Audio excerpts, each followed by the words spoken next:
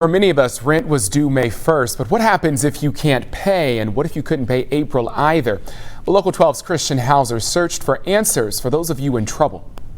We've heard about the stress of staying home with your entire family, even becoming your kid's teacher. If you added to that not having any money coming in because you've lost your job and you don't have savings and you can't pay the rent and you're worried about having to go to a shelter in a couple of weeks. This is the type of stress Nick DiNardo's clients are dealing with.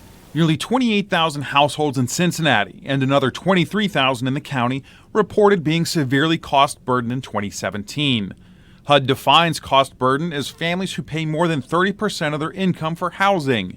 In April, the National Multifamily Housing Council tracked data from 11.5 million apartment units across the country. 31% of renters had not paid their rent the first week of April. That was up 19% from the first week in March.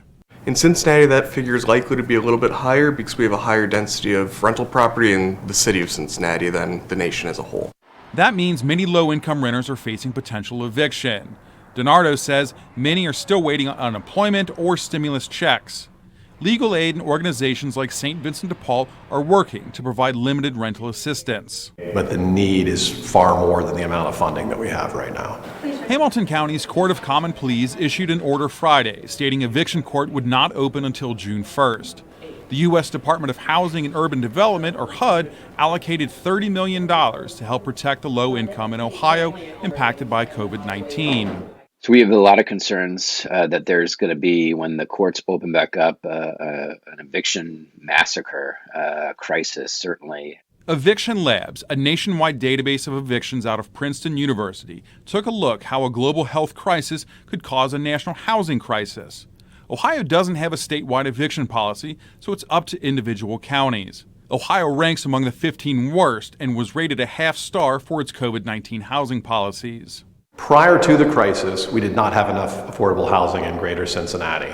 4 out of 5 families who are eligible for some kind of subsidized housing don't have it.